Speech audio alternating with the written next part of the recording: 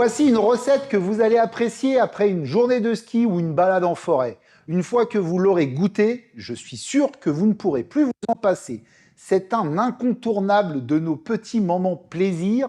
Alors je vous préviens, ma recette va vous envelopper de douceur. Sans plus attendre, place au chocolat chaud. Alors pour faire un chocolat chaud, c'est pas très compliqué, mais il faut respecter certaines règles. On va se prendre une casserole et la première règle, pour moi évidente, c'est de ne pas utiliser que du lait.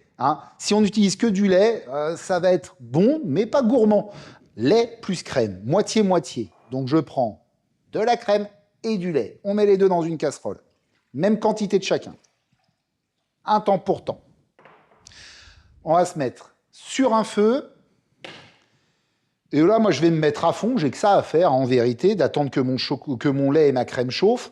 Donc je vais me mettre à 10 sur 10, mais je vais rester devant ma casserole. Ça, c'est important, parce que quand ça va bouillir, eh ben, ça va déborder. Un petit fouet, ça va nous permettre d'accélérer bien la chauffe de l'ensemble. Et bien évidemment, on a préparé toutes nos pesées, les 2 chocolats, le cacao en poudre et la cannelle. On en profite peut-être pendant que ça chauffe pour préparer un expresso. Patience.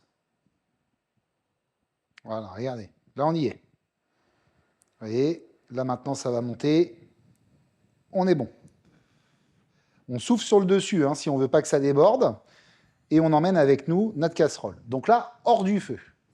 J'intègre mes 2 chocolats. Même principe, je prends du chocolat au lait et du chocolat noir, tout simplement pour éviter que ça soit un peu trop amer. Alors si vous êtes fan de chocolat noir, vous faites qu'au chocolat noir. On s'adapte selon ses goûts. Si vous faites pour des enfants, je vous conseille le chocolat au lait parce que ça va adoucir l'amertume.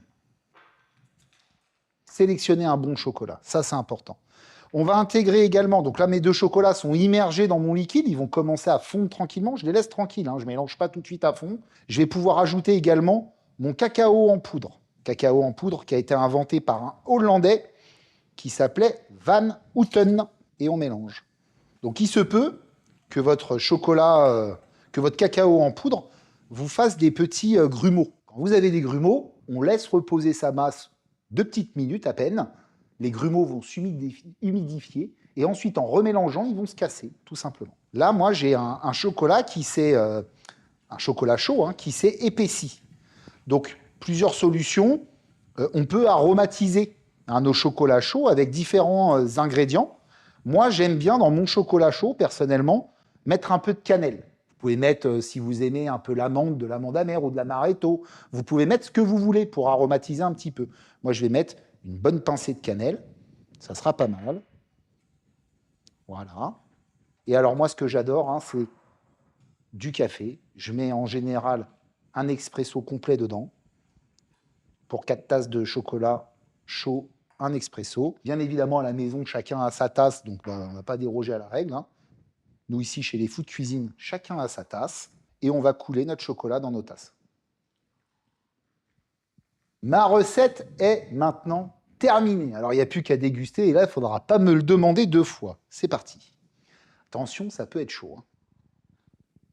Alors, ce que j'aime, déjà avec la crème, c'est qu'on a quelque chose de très onctueux en bouche qui vient coller un peu au palais. Le fait d'avoir mélangé 2 chocolats, c'est que j'ai pas trop d'amertume en bouche. Ma cannelle vient m'apporter un tout petit épice en fin de bouche qui est vraiment délicieux. Je suis fou de chocolat chaud.